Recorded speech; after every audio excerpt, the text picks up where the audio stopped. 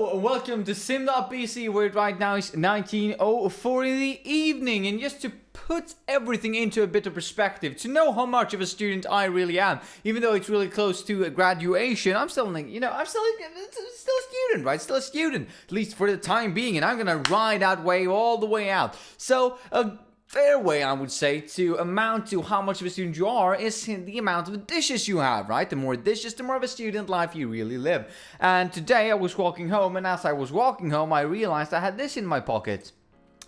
Plastic, yeah, that was brilliant. Plastic forks and plastic knives. Why? Well, because, believe me, they're needed. It's not that I don't ever do dishes. Don't get me wrong here. That's not the case. It's just that at the moment, we've had so many things to prioritize that dishes they haven't been at the top of the list, I'd say. Other than that, my knee's still a bit out of whack. Isn't that just the most brilliant thing ever? When you realize that you're getting older, I mean, I'm 22. I'm not saying that I'm like 60, right? That's not what I'm trying to say. I'm not trying to imply that my body's falling apart piece by piece, even though it feels like that. Because today, or yesterday rather, I was out just walking around, just having a bit of an old walk, yeah? You think you can do that without warming up? You think you can do that without being afraid? But no. Actually, it wasn't the case. I was taking like 2 or 3 steps, and then I stepped wrongly, so to say. My foot did kind of this on the pavement, or on the side of the pavement, and well, I've hurt my knee ever since. Isn't it just great? And you realize that, well, now that I'm actually 22 and not like, 12, it doesn't just heal overnight. It actually takes a couple of days. And I can only imagine that it's gonna be worse with the healing factor, so to say, from here. And talking about healing factor, do you know who is having a bit of a healing factor? Well, Deadpool! Yes!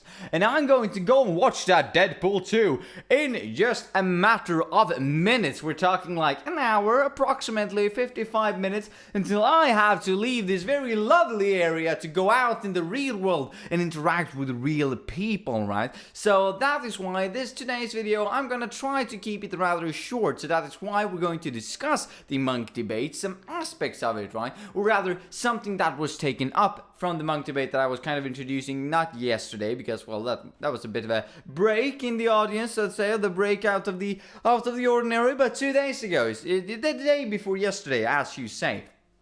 But before that, I would just like to say that today I was commented on my voice, and a friend of mine said, like, you have a beautiful voice, because we were singing a bit, because, well, what else are you doing in a computer lab at like 6 p.m., right? Am I right, people? So we were a bit mental, and I'm not saying that we were a bit mental, but, you know, if people would have listened into our conversation, we'd probably end up in the loony bin. I'm just gonna tell it like that, so we were starting singing a bit, and he was saying, you have such a nice voice, and I was like, yes! And I don't even care if he meant it like genuinely or not, because if you do like me, yeah, if you have a hobby like mine, like this, so that you spend a considerable amount of time just talking into a microphone, into a camera, each and every single day, well, a nice voice is kind of something that I would like to hear go about in that area, right? Now, I know, and I realize that singing and talking is 2 very distinctly different things, but you know what I'm getting at. Anyway, mates, anyway.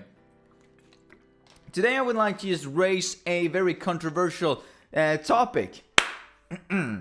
Yes, a very controversial topic indeed. That means I don't have any facts to support this. Isn't that just the most brilliant way of going about a discussion? Especially when it was the monkey debate about political correctness. I know that I said last time that I'm right, even though before we started discussing it, which is arguably even worse when you're talking about political correctness and a debate overall.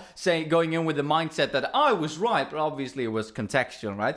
But what I'm going to talk about today is, and I'm just going to hedge this as much as I can, a very, very controversial and probably unpopular opinion to talk about. But it was something that I haven't seen being raised for, well, a while at least, or at least not in this context and in the context that modern society is in my opinion, yeah, just again from my perspective. And that, my ladies and gentlemen, my very lovely audience out there is, drum roll,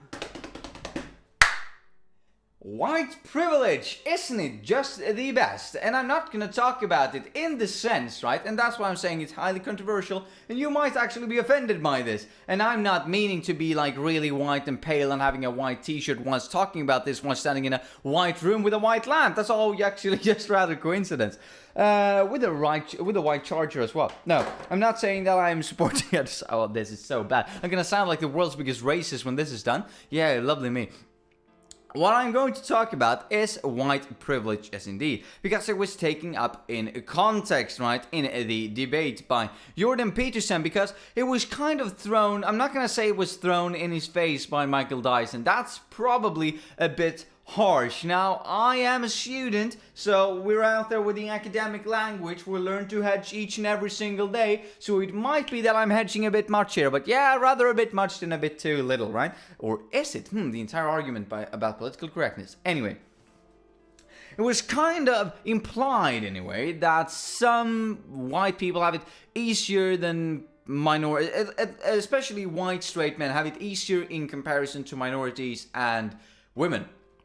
Which obviously is probably unfortunate, I'm saying obviously, but which is unfortunately probably true. Yet again, I don't have any facts to state that it is true. I don't have any facts to state that it isn't true either, but I believe that the social conventions, let's say the social consensus, is that it is true. Being a straight white male generally makes your life easier, right?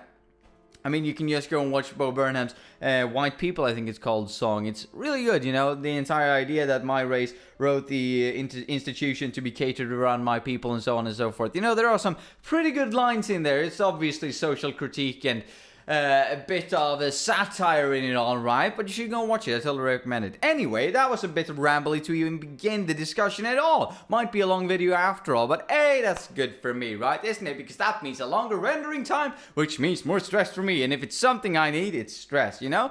Straight white male, but stress is still a problem. Anyway. So the entire idea, or the point that I'm trying to get to, even though I'm digressing, hedging, and just, you know, floating out into other pieces of content or other pieces of branches of conversations, as I say, is that, well, Peterson was basically met with this critique that, well, you're a white straight male, you probably have gotten to the place where you're at easier than somebody else if they weren't a straight white male, if they were a male but they were black, if they were gay, if they were a female, whatever you have it, right? I mean, that would arguably been harder. That was entirely, or at least that's how I took the point that Michael Dyson was trying to make, based on, well, both social conventions, social structure, the what you would say, historical preferences and historical views. Preferences is probably the wrong word, but well, it maybe is the right word. But this entire implied history that has shaped society into what we do and think today has made it so that it's easier for white straight males to prevail and get famous, and perhaps not get famous, but at least being better at what they do with a lesser amount of resistance than minorities and women. And I would say that based on what we've studied and based on the amount of academic work that I've been integrated with and get in contact with, which might, again, yet be biased, I would say that this is kind of true. That's kind of my perception of it, right? But what I would like to take up is Peterson's response. And he was responding to it in a bit of a pragmatic way, I would say, right? And pragmaticians would probably at times be seen as going against what they're saying at one point when they are faced with another matter of discussion, right, with another perspective, because they're looking at the perfect, or rather the right way of going about the problem in each and individual cases, right? Which I am all for, actually. I would see myself as a pragmatician myself. However, what he said was that, and that is why I'm saying it coming from a very pragmatic view, was that, well, how do I get rid of it? Because we're often discussing, right, white privilege, and it's often, or rather, we're not often discussing it, we're often just mentioning it as a social, you know, as a kind of a social thing, right? That, well, white privilege, it is a thing. However, this was taken up into context, right? Which is important to mention as well, that Michael Dyson had been talking about slavery about 300 years ago, and that if you start a race 300 years or 100 years behind, obviously I'm paraphrasing, I don't know the exact quote, then it will be much harder to catch up to the people who were in power at the time. It was kind of such a discussion, right? It wasn't really, in my opinion, about political correctness. It was more about race correctness, one might say, which is, I can see that as kind of a part of political correctness, but it wasn't the entire discussion. Anyway, it was kind of a sidetrack in the debate, and they were talking about this idea that, well, if you start at 300 years behind, you have all of this stigma being black, which is ludicrous in my opinion, and I don't see, right? But perhaps other people see it, which is unfortunate and a bit sad that it needs to be there, right? But he was saying that in comparison, white privilege is kind of a thing. And Peterson was saying that, well, then how do I avoid it? How do I get rid of it? How do I make sure that my success isn't based in any stretch of the imagination on the, well, just cruising lifestyle that I do supposedly, right, or have, based on that I'm a white straight male. And this is where the pragmatic point comes in, because he suggests, like, obviously it's not serious, but he's saying that, well, how do we go about this? Should it be a tax? Should it be a specific tax just for me, so that I can, compensate for the, well, privilege that I've been getting, right? Just because I'm a white straight male. Should I give that back to society in some way? How can I go about helping myself out of this situation so that white privilege is no longer a factor? Which I thought was kind of brilliant, and I've never really seen it been taken up in that sense before. And it's kind of, I guess, based on that, racism can go both ways. Now, that might be a harsh and broad statement, but I hope you understand the gist of what I'm trying to say here. That, privilege in one direction and privilege in another direction, and that they're good in one direction and bad in one direction, and so on and so forth. But based on just color, that could be a negative connotation to it as well.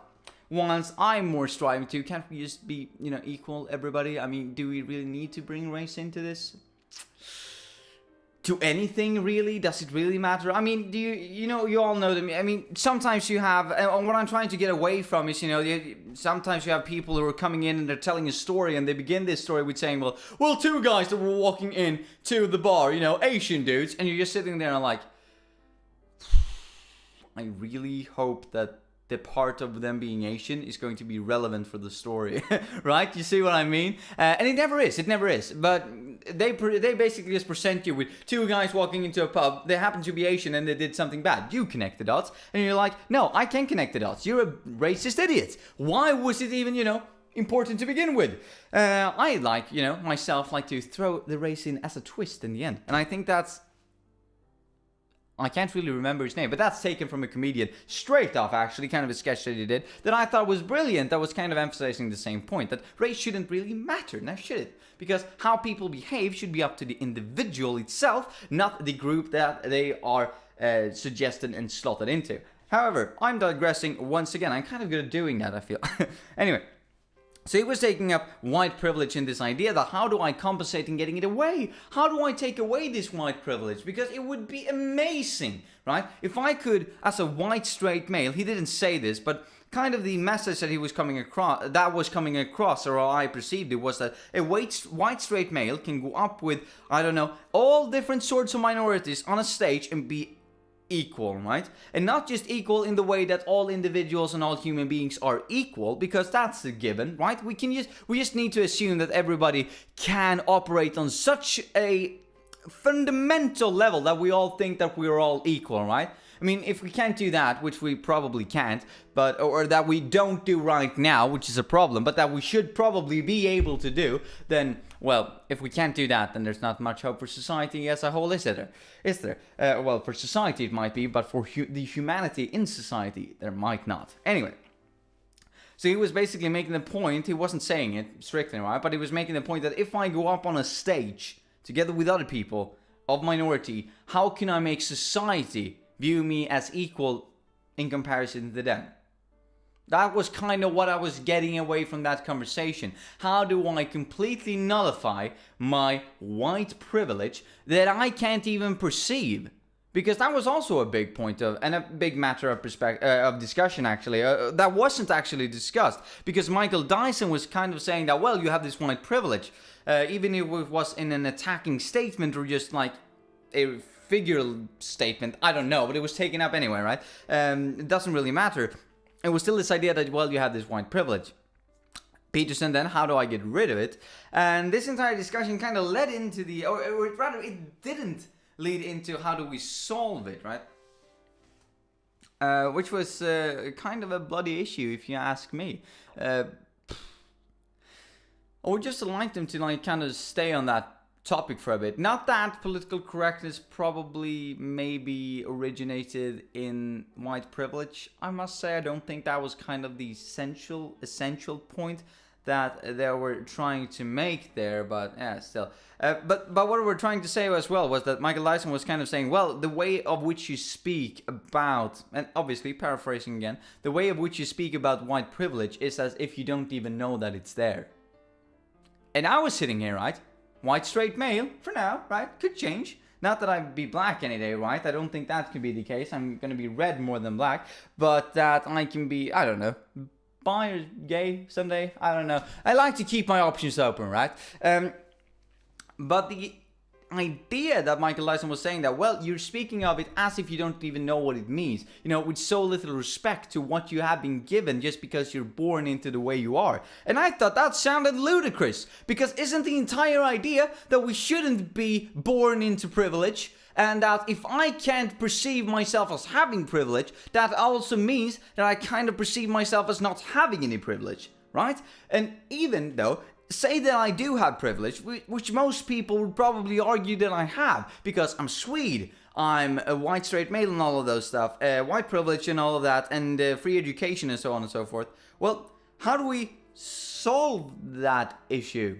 You see what I'm saying? If I don't, like, and is it a problem? Like, if I don't perceive it to be a problem, is that me, or perceive myself? Sorry, perceive it as being a problem. That was probably the wrong choice of words. If I don't perceive myself as having a privilege, that's not a problem, right? Okay, so let me try to phrase this in a way that won't make that many people angry. Let's say me not realizing that I have white privilege, that is a fundamental societal problem, right? That people don't realize that they have white privilege. However, me not knowing about it doesn't make me arrogant. It's just that I really just don't know that it is happening to me. I am unaware of the fact that it's a thing. And I would say that most people who are unaware, and this is going to be a broad generalization, and it's probably going to be kicked back at me, proven wrong, and I need to eat up every word of it, right? I'm open to say it anyway. You know, just to put it out there. I think that most people who do not know that they have white privilege, and when they're faced with it, think that, yes, it is a problem that I don't know about it, how do I go about and fix it? Are people who generally don't see anybody as having privilege over somebody else. Because that's kind of how I view it, right? I view everybody to be equal. Or at least I really, really try if it's not shoved in my face that they aren't. And even at that times, I try to really say that, well, shouldn't blame a group, should blame the individual. Now, isn't that the case? Try to individualistically evaluate people as people and not as a people. See what I'm saying? The difference there? And I would say that since I don't recognize myself as having this white privilege, it's not the same as saying that it doesn't exist. It's not the same as me saying that ain't a problem. It's just the same as saying that I don't see other groups as having privileges, right? So I don't see white people as having privileges either. Now, I think that, again, this is my interpretation, right? I think what Michael Dyson meant is that if you see the world of races, if we can say that, I think it's ludicrous as well. Can't we just all be people? Isn't just talking about it making race a problem? Even though some people are proud of it, and I guess you can be proud of your race, but still, isn't just race creating a bigger problem than it solves? Now, anyway, it's a categorization problem. If anything, if it even is a problem. Anyway, what I kind of saw when he said this was that if there is a social hierarchy, white people are at the top and they don't perceive themselves as having privilege because they can't realize what other people are dealing with because they aren't dealing with it. Then please educate me and show me so that I can actually deal with it. And I just thought that it was amazing that Peterson was taking up this problem that yes, it is mentioned that white privilege is a thing, but please, everybody, how do we actually solve it? And that wasn't discussed because it wasn't the place for the debate, but I would love to see a debate like that in the future. I would like to take part in a debate like that in the future because I have very strong opinions about what is right in that situation. Everybody should be bloody equal. It's obvious now, isn't it? Anyway, mates, have a nice one. I'll see you tomorrow. Bye.